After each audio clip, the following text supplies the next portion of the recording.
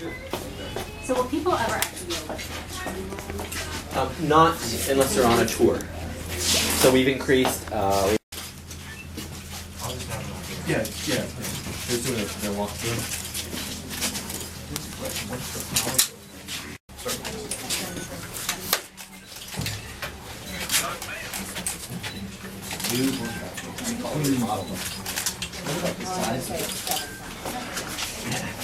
Plenty of.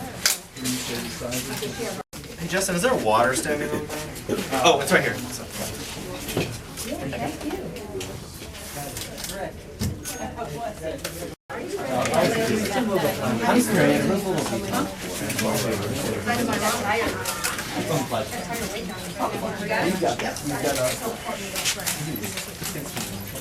Welcome everybody. Today we're here at a sneak peek of our biggest and greatest construction site in the history of SeaWorld Orlando, and that is Antarctica Empire of the Penguin. Today we're standing inside of what is called the Creative Model Room, and so in front of you is actually our working contract model for the project, which is part of the process that we go through to ensure the accuracy and the scale and the detail of all the ice work that we wanted to have inside and outside in this attraction was produced exactly how we wanted it to be produced out in the construction site. Behind me are also reference images that are used. These reference images only represent about 1/2 of the exterior space of the realm itself, and then we have a whole nother wall and then a whole nother book that represents for the interior spaces. So we're currently in construction still on the project. Construction is moving at a very rapid pace, and today we're going to be able to give you a sneak peek of that construction site. So I tell you this with love and joy. This is a working construction site. They've done their best to kind of make it quiet for you guys today, but everything is in process. You will see no finished work today. You will see nothing that is complete, and make sure you look down while you're walking around taking photos, because there is hoses and it is a functioning job site, and you'll be able to see some folks, I think today, actually carving some of the ice work out on the site, okay? And so you're welcome to take photos of those guys as well. So Antarctica Empire of the Penguin is our largest expansion in our history. It is a new world inside of SeaWorld, and you guys have the benefit right now of looking down as if you were in a hot air balloon. If a penguin could fly, this is what it would look like of the actual realm itself. For those that remember the previous Penguin Encounter and Penguin Plaza here at SeaWorld Orlando, it was in the same exact spot that we're at today. But we've re-envisioned it and put it together now as the new epic Antarctica Empire of the Penguin. The biggest difference you'll notice is that we no longer have multiple ways to move in and out of this realm. We specifically scripted and wrote the experience so that the guests would enter through the realm and exit through the realm, or vice versa. They can go freely how they want to go through 2 portals, ice portals into the realm. The larger ice portal, which is the largest piece of rock work on our job site, is located at the Sea Lion and Otter side of the project. Over there, the smaller pieces, that's Journey to Atlantis, and there's reasons why these things are scaled differently, but you can talk about that offline if you guys want to.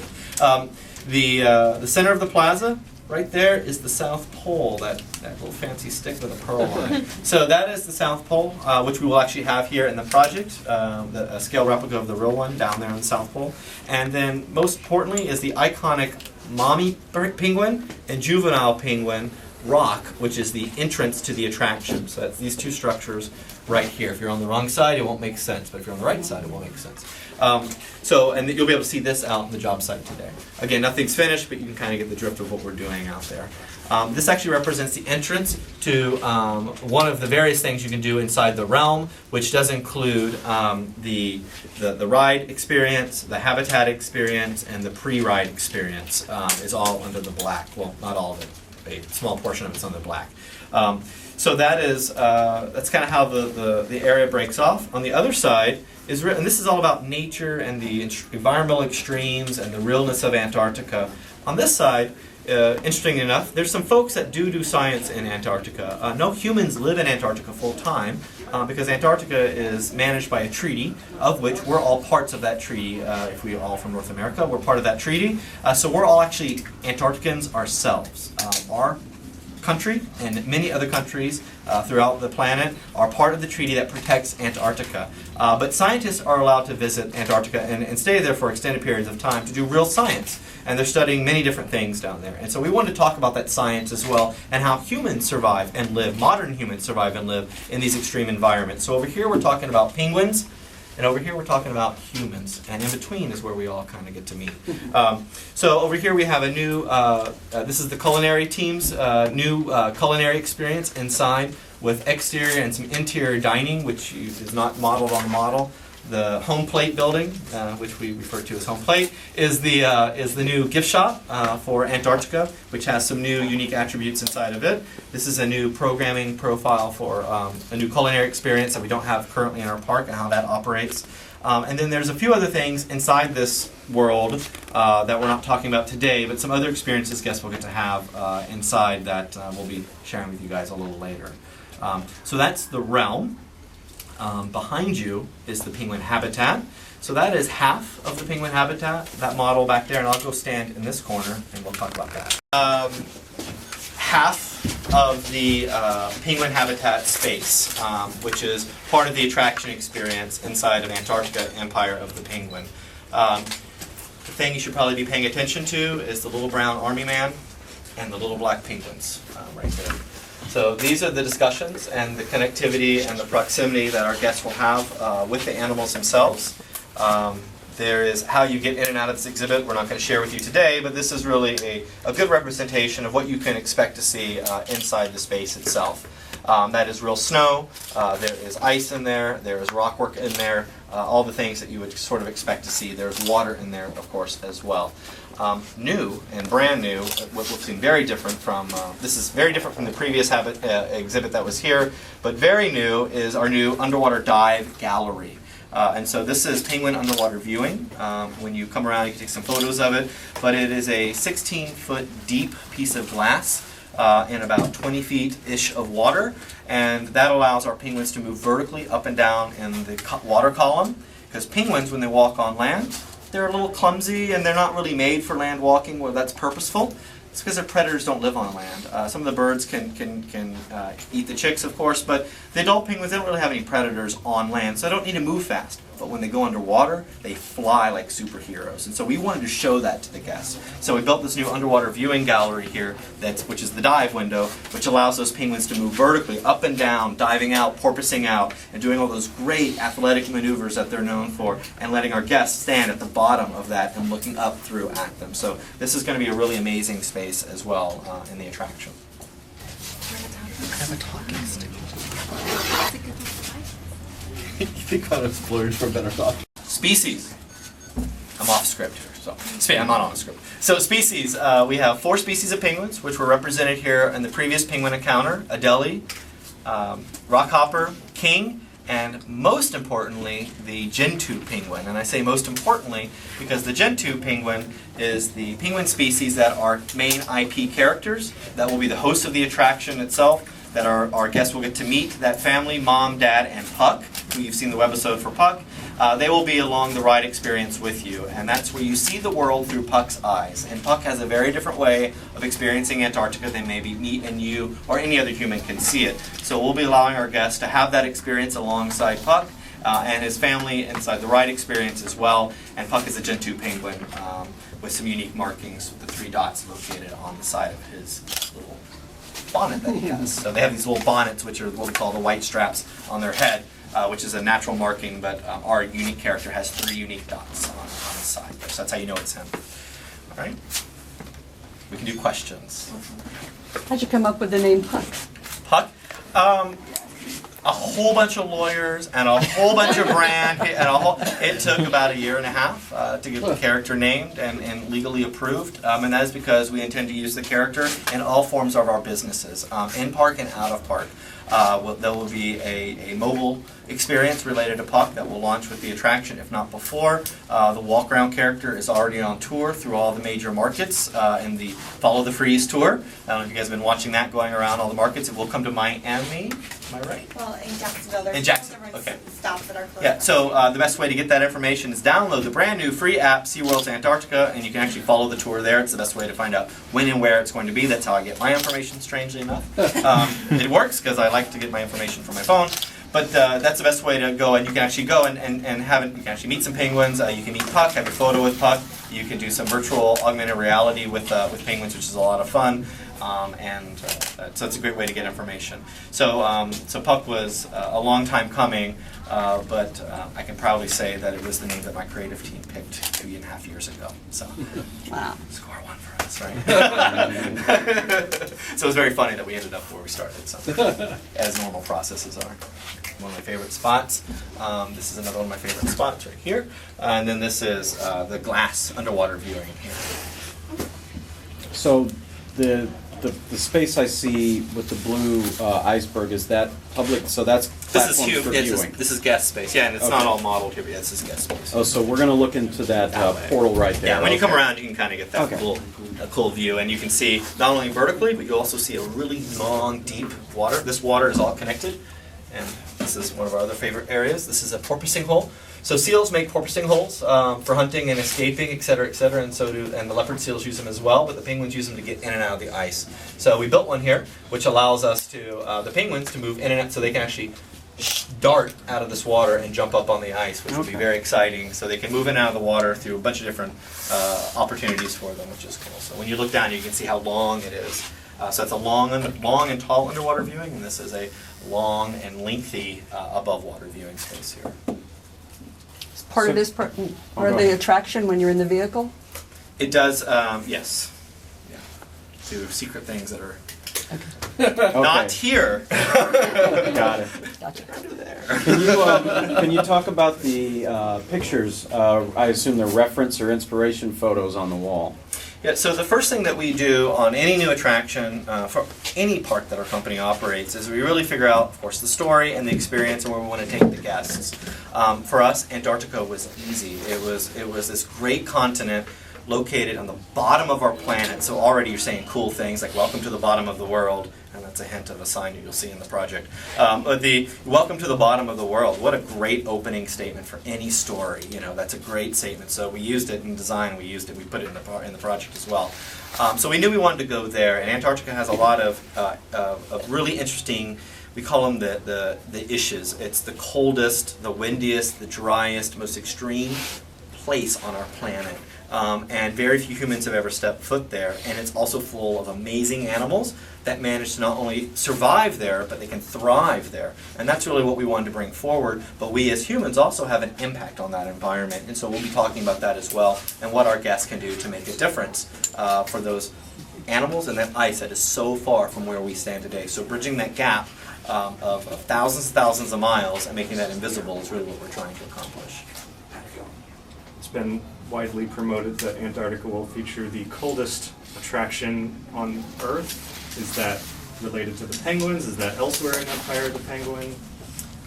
It's the coldest attraction at SeaWorld Orlando. We'll edit it that way, but that relates to the environment that we wanted to Antarctica is beautiful. Can we say these words? Beautiful, wondrous, dangerous, and full of mystery, and it's also highly unpredictable. And so the unpredictability comes from the ride system. The extreme environments, the guests will go through all those in this ride experience and pre-ride experience as well. So we wanted to bring forth the big epic ice that you're going to see when you walk out, and then and just all those great extremes we wanted our guests to have the chance to go through that none of us would really have the opportunity to go down there and do that ourselves, because it is so far away and it's so extreme. And telling the story of how, in that extremity, these little amazing animals, and their predators, of course, can survive and thrive in that harsh environment. It's a great story, an amazing story.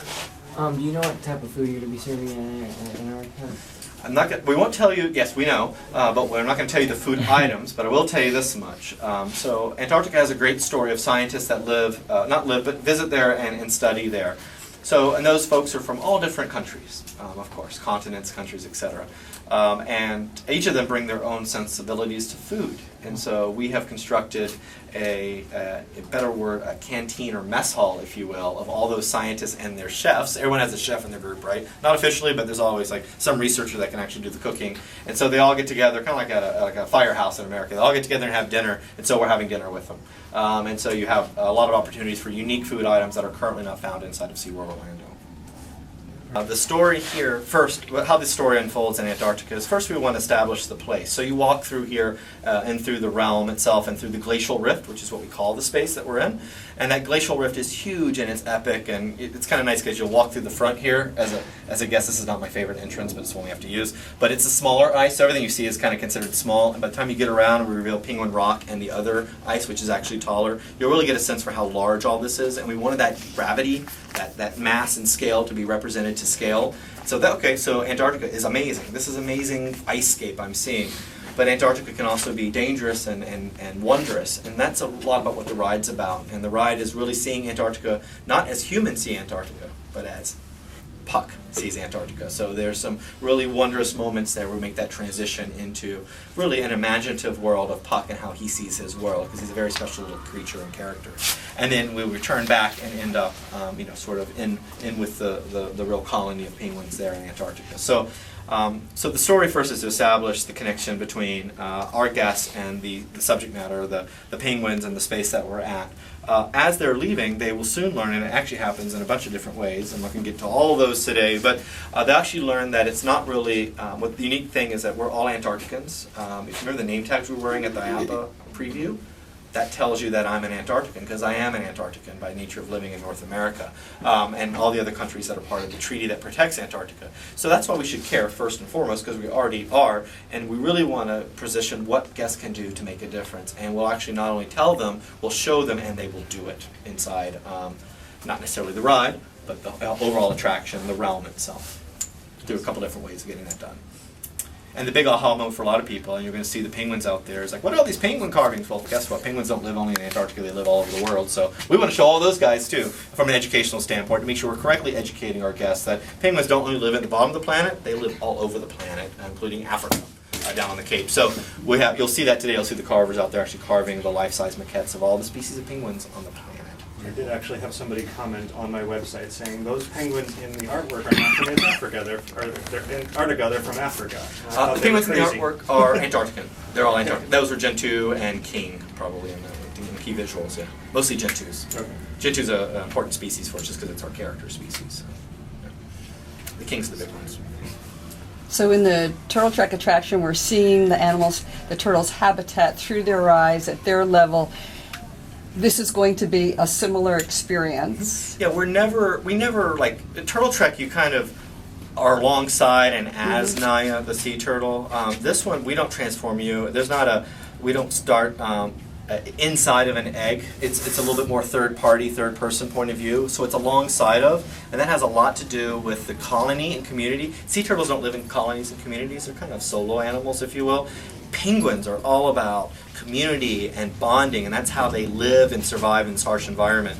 So we didn't want to be a penguin. We wanted to travel along with all the penguins. So we are with the colony at proper scale, et cetera, but we're moving through with them and experiencing their environment as they would, and all that craziness, which sometimes is fun and sometimes is very, of course, dangerous. You can't have an attraction without something bad happening, right? Oh no, but that really wasn't obvious. Thanks, Susan. Good question.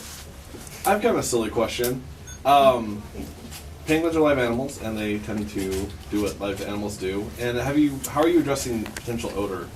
So one of the, there's actually going to be this fantastic webisode with this really smart man on it called John Lynn, who is my co-director in our department, who is in charge of our engineering systems and project management teams that build these projects.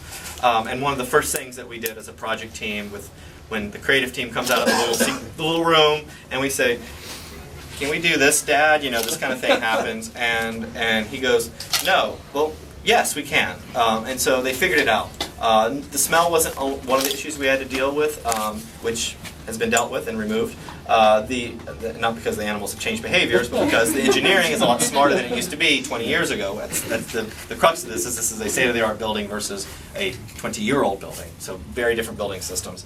But we also were able to deal with the temperature discussions as well, which we're not talking about temperatures and what temperature is today, but that was a big part of it as well, figuring that out, and that's why the uniqueness of the attraction doesn't relate to a singular ride or a singular moment. It's all the layers of experience as realistic as possible, which is what's going to make it amazing.